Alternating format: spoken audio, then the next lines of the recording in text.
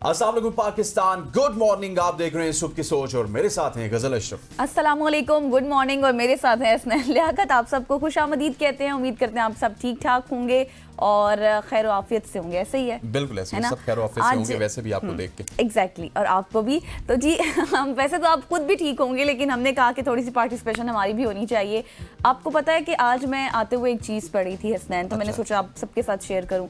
जमजम, exactly पढ़ना भी अच्छी बात है, आपको बहुत नॉलेज में इजाफा भी होता है। आपको पता है बहुत ही फैसिनेटिंग सा फैक्ट बताऊंगी आपको। जमजम जो आपको पता है पानी सब हम लोग जाते, एग्जैक्टली जमजम जो है वाटर, उसके बारे में जमजम को अरबी में कहते हैं रुक जा रुक जा।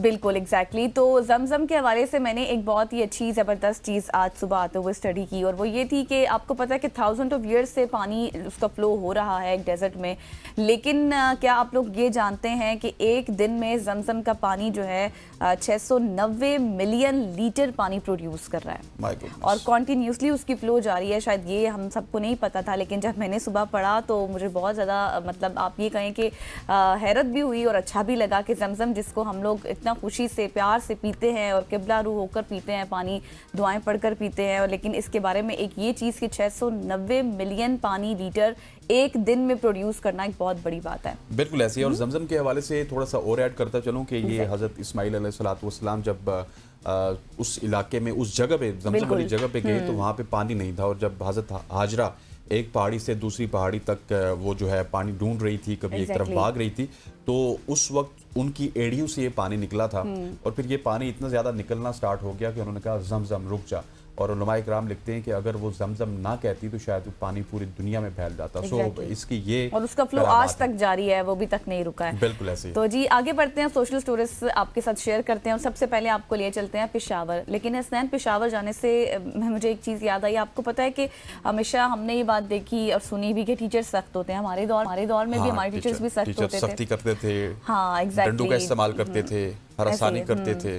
लेकिन आपको पता है कि ये स्टोरी जो मैं आपके साथ शेयर करने वाली हूँ, इसमें बच्चों ने जो है वो टीचर्स को इतना तंग कर दिया कि उन्होंने कहा कि मेरा तबादला कर दिया जाए, यहाँ तक कि वो पुलिस स्टेशन भी पहुंच गए। अच्छा, मतलब वी आर राइटली इन 2025 जी हाँ, जहाँ पे आप बच्चे उस्तादों को हरासा कर रहे हैं, तंग कर रहे हैं, that is very unfortunate. That is very unfortunate और वेरी सैड टू नो, क्योंकि पेशावर में उस्ताद की हरासानी का शिकार हुए हैं बच्चों की, और तबादले की उन्होंने दरख्वास्त भी कर दी है। पेशावर का एक स्कूल है, सरकारी हायर सेकेंडरी स्कूल, वहाँ के उस्ताद ने हरासानी के खिलाफ पुलिस स्टेशन वो चले गए और वहाँ जाकर उन्होंने रुजू कर लिया और ये अपनी शिकायत दर्ज कराई कि मैं बहुत ज़्यादा फ्रस्ट्रेट हो रहा हूँ बच्चों से, उनकी आवाज़ें कसने से और तलबा की जानिब से मुसलसल आवाज़ें कसने और नाजेबा ज़बान यहाँ तक के इस्तेमाल की जाती है, जिससे स्कूल का माहौल बहुत ज़्यादा ख़राब हो रहा है। और पुलिस ने शिकायत मौसूल कर ली है। ताहम उनका ये भी कहना है कि वो तलबा को मशवरा दे सकते हैं, लेकिन सख्त कार्रवाई मुमकिन नहीं है। और ज़ाहिर है जब सख्ती करेंगे तो फिर कोई और नया ड्रामा क्रिएट हो जाएगा, है ना? ऐसे ही है। तो भी हरासानी से तंग आकर उस्ताद ने अपना तबादला किसी और स्कूल में करवाने के लिए दरख्वास्त दे दिया, और इस मामले पर जिला तालीम अफसर ने भी नोटिस देते हुए तलबा के वालिदैन को तलब कर लिया है। दैट इज़ वेरी अनफॉर्चुनेट जी, दैट इज़ वेरी अनफॉर्चुनेट। ये स्टोरी दुनिया की नहीं है, ये स्टोरी हमारे पेशावर की है, जहाँ पे तलबा की जानिब से, अपने शागिर्दों की जानिब से अपने उस्ताद को हरासा किया जा रहा है, उनको तंग किया जा रहा है, उनके खिलाफ जुमले कसे जा रहे हैं। शायद इससे भी ज़्यादा किया होगा, इसी वजह से वो पुलिस स्टेशन में गए। और बाज़-औक़ात इंसान के ऊपर बीतती है ना, तो वो इतना ज़्यादा एक्सप्रेस नहीं कर सकता कि मैं इतना ज़्यादा मजलूम हूँ, लेकिन उन्होंने तो यही कहा कि लेकिन आप टीचर के साथ इस तरह कर रहे हैं, आप थोड़ा सा तो ध्यान दें। आपके टीचर्स हैं वो, आप 2025 में आ गए हैं, लेकिन इसका मतलब ये नहीं कि आप अपने उस्ताद के साथ आप जितना भी करेंगे ना, आपके साथ भी वैसा ही होगा। एग्जैक्टली ऐसा ही है, बिल्कुल ऐसे ही जी। आगे बढ़ते हुए मैं अब आपको एकदम पेशावर से चीन लिए चलता हूँ।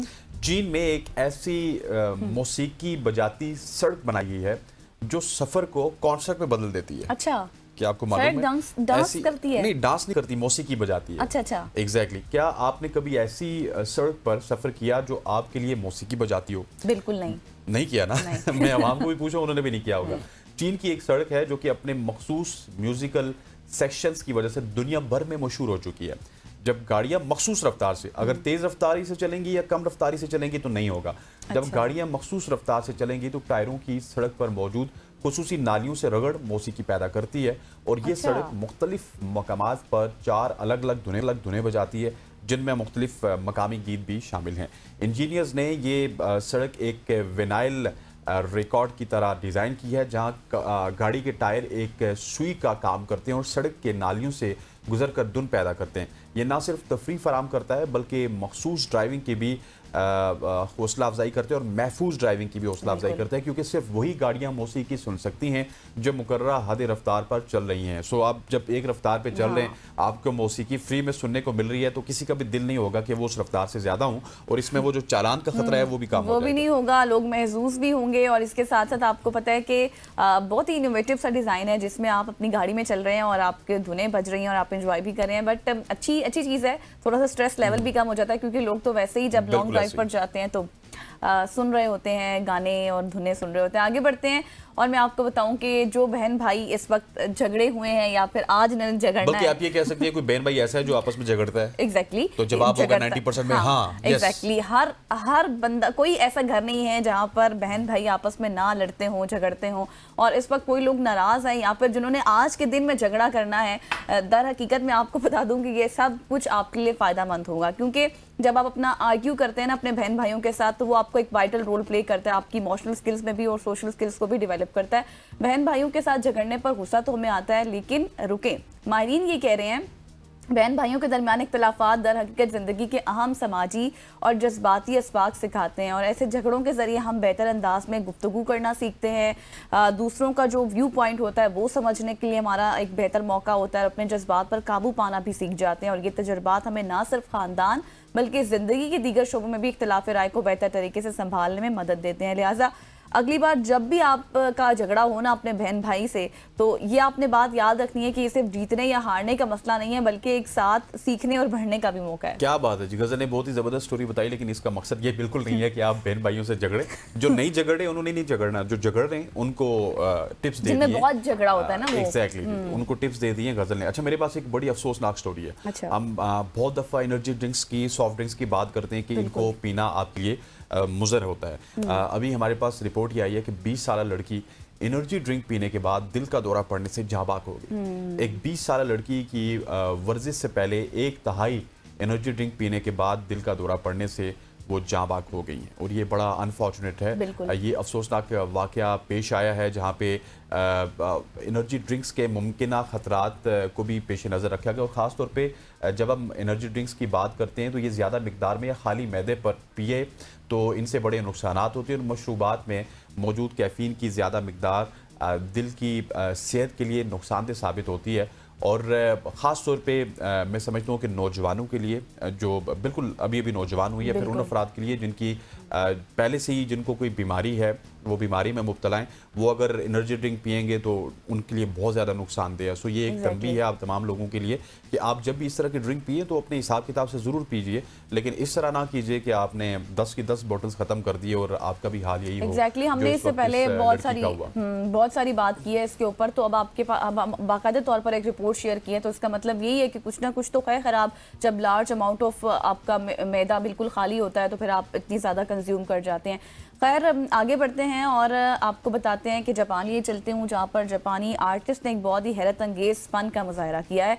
और आपको पता है कि पत्तों के ऊपर आर्ट करना कितना ज़्यादा मुश्किल होता है, लेकिन जापान के एक खुद सीखे हुए आर्टिस्ट लेटो ने 2020 में पत्तों पर इंतहाई बारीक बीनी से नक्काशी का आगाज़ किया। और लेटो गिरने वाले पत्तों को चुनते हैं, उस पर नहायत महारत से जानवरों की, इसके साथ साथ अशिया और कुदरती मनाजिर के दीदा ज़ेब तन डिज़ाइन तराशते हैं। चूँकि पत्ते बेहद नाजुक होते हैं, जैसे मैंने पहले भी कहा, लेकिन इसलिए इस काम में इंतहाई सब्र और बारीकी दरकार होती है। मगर लेटो अपने फ़न के ज़रिए ना सिर्फ उसकी शक्ल बरकरार रखते हैं बल्कि उनमें एक नई ज़िंदगी भी फूंक देते हैं।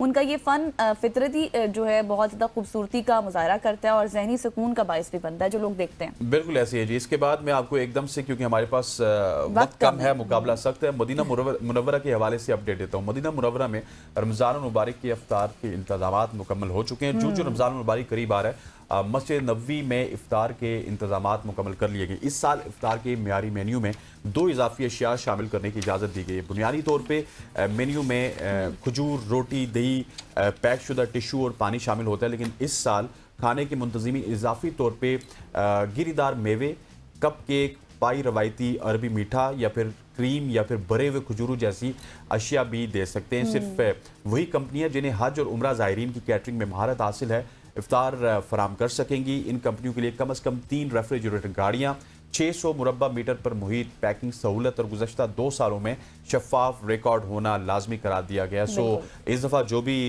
हज पे जाएगा या फिर रमज़ान वहाँ पे गुजारेगा, उम्रे पे जाएगा, तो उसके लिए 2 इजाफी डिशेस का ऐलान किया गया। ख़वातीन हज़रात, ये थी हमारी आज की शॉर्ट्स और यहाँ पर वक्त हुआ चाहता है एक शॉर्ट सी कमर्शियल ब्रेक का। ब्रेक लेते हैं, वापस आते हैं। Stay with us.